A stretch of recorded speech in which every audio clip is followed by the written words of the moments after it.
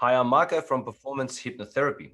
Would it be useful to know what is the framework that a therapist uses when they work with a client? And wouldn't it be useful to know how is that applicable to you in your life and your everyday conversations? Well, in terms of your everyday conversations, hopefully most of the time you're going to be having an enjoyable conversation with someone, not worried about anything, just enjoying and being present in the moment. That's what it's all about. Some people call that taking the piss or talking banter, whatever it is, you're enjoying the moment. Although there are those times when someone asks us a serious question. There are those times when someone asks for a piece of advice, and then invariably you will use a framework to approach their question so that you can give your friend the best advice possible. So, what is the framework that a therapist uses? And perhaps a good thing to note is that it's no different from the framework that you'll use. It's the same framework. Perhaps and hopefully there is a difference in degree. In other words, the therapist is far more trained in exactly how to approach those questions and how to strategically elicit or allow the client to come to very useful solutions for themselves. But there is no difference in kind. The framework is the same. It's a part of the life. It's a part of everyday conversation. In fact, every relationship is therapeutic by definition, and hopefully it's positive. So, what is the framework for a therapist? Well, there are basically four questions a therapist asks themselves. There are more, of course, but there are four that are always there and that a therapist will always ask themselves. And I hope it's also applicable to you. So, number one, what do you want? What does the client want? What is the goal, or what is the direction the client wishes to go in?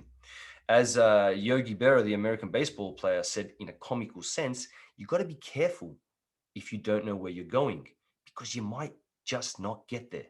And it really is as simple as that. If you don't know which direction you're headed, it's very unlikely that you're going to move in that direction. Number two, once we've identified what direction we wish to go, what are the resources required to head towards that direction, to achieve that goal, or at least to move in that direction? If you don't know what resources are needed, again, it's just going to be a wish.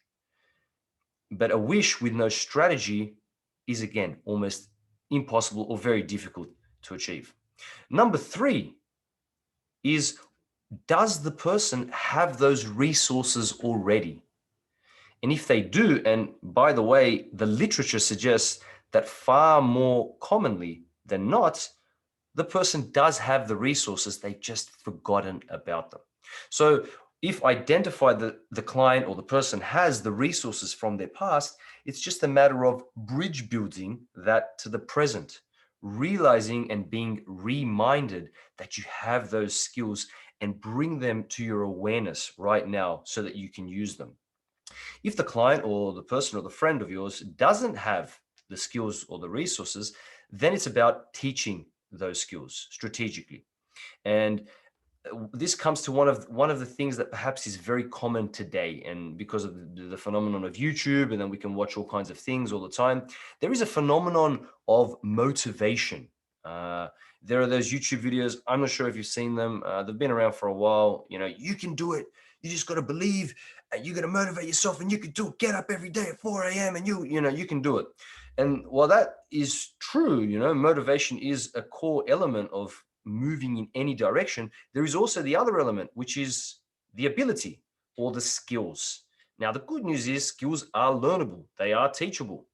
But if you don't have the skills, the motivation will fall. In fact, you'll get demotivated as you move towards achieving what it is you want to achieve. And as the literature suggests, you'll actually get more demotivated than motivated if you don't develop the appropriate skills required to move in the direction you wish to move. Of course, if you have the skills and don't have the motivation, you'll also fall.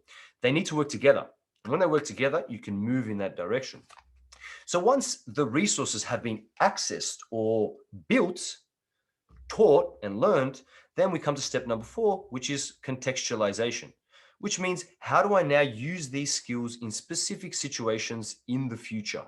Where will I use them and where will I not use them? Because the skills are appropriate to some contexts and not appropriate to other contexts, hence the term contextualization. And that's the four-step process that a therapist, or the four questions that a therapist will ask themselves when working with a client to guide the direction of the client. You may have noticed that it starts with the future. Which direction do you want to go? What is your goal? It moves to the present. What resources are needed now? It moves to the past. Does the person have those resources? It moves back to the present. How do we access those resources and bring them to the now, remind the person or build the skills, and then back to the future, contextualize those skills, those resources, so that they can be used appropriately in the right situations, in the right contexts. Thank you for listening, and I hope you have found this video useful. I look forward to seeing you again.